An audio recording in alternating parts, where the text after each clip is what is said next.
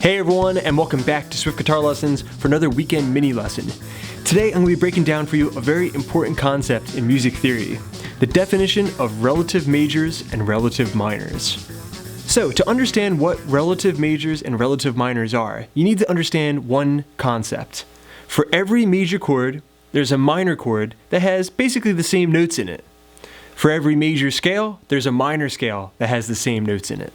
Let's take a look at the C major scale since it doesn't have any sharps or flats in it. If I put my pinky here on the 8th fret of the E string and start this major scale position, whole, whole, half, whole, whole, whole, half, I end up with C, D, E, F, G, A, B, C.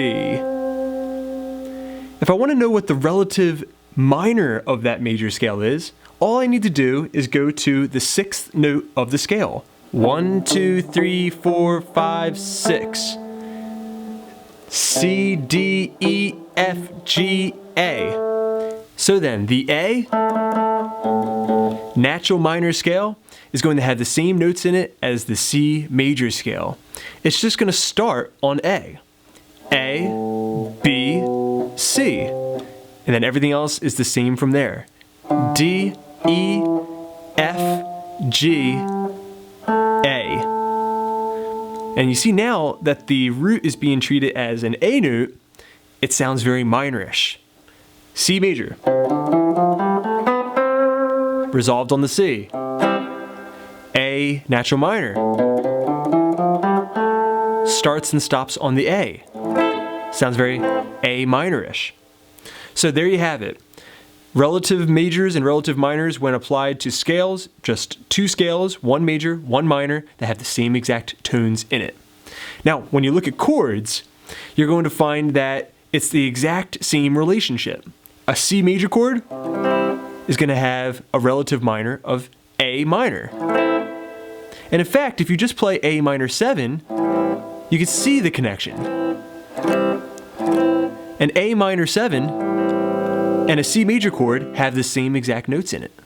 Okay, so a few other relative relationships that you should be aware of. Again, the C to A minor is very, very common. Or the A minor 7, even more similar.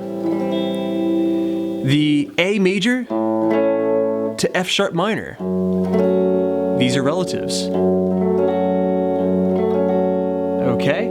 Or the F sharp minor, where the relationship is even more obvious. A G major, its relative minor would be E minor. Okay, and this is why the E minor pentatonic scale is the same exact scale as G major pentatonic. So E minor pentatonic,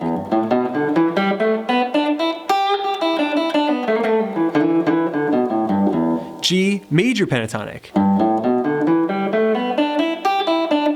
The difference is, in the major, G is the root. In the E minor, E is the root. Okay, on to the next relative that you might want to know about. E major and C sharp minor.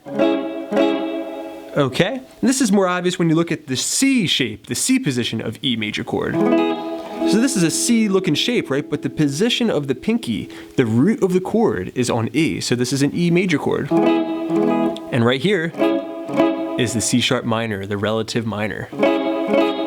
Really fascinating stuff. All right, so we did C, we did A, we did G, we did E. Now let's take a look at D. This D position, its relative minor would be B minor. In fact, if I play a B minor 7 chord and just strum the G, B, and E, we can tell there's no difference between that and D major. So there we have it. C to A minor, relatives. A major to F sharp minor, relatives. G to E minor, also relatives. And E major to C sharp minor are relatives, and D major and B minor have almost the same exact notes in them, okay? And they are relatives. So, how is this information useful? Well, as a lead guitar player, jamming over top of a C major chord, I would utilize the notes from that C major scale.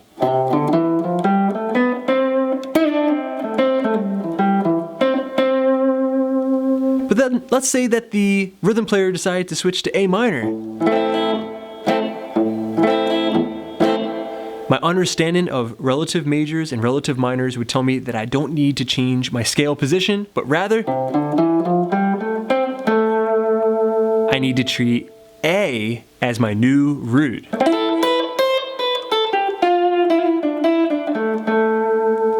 Alright, and then when the C major came back, I'd go back to treating the C note as the root again. Now, onto the rhythm side of things. How is this useful to a rhythm player? Well, you can use the relative minor or the relative major as a substitution for one another. Just like we did in Knockin' on Heaven's Door, our last by request song tutorial on Tuesday.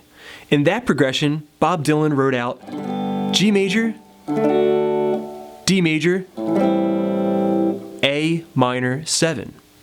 But we know that A minor 7's relative major is C.